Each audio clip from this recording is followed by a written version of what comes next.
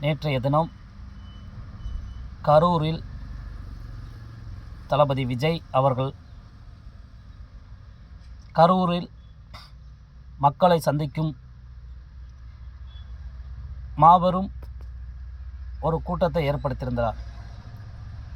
தற்போது அங்கு கூட்ட நெரிசலில் உயிரிழந்த சின்னஞ்சிறு குழந்தைகள், பெரியவர்கள், மருத்துவ சிகிச்சையில் பெற்று வரும்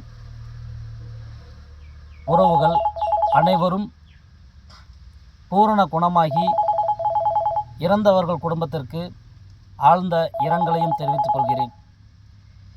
இது மிகவும் மனதிற்கு வருத்தம் அளிக்கின்றது. இந்த கோர விபத்தில் உயிரிழந்த உறவுகள் அனைவருக்கும், பச்சிளம் குழந்தைகள் அனைவருக்கும் இறைவனை பிரார்த்திக்கின்றேன்.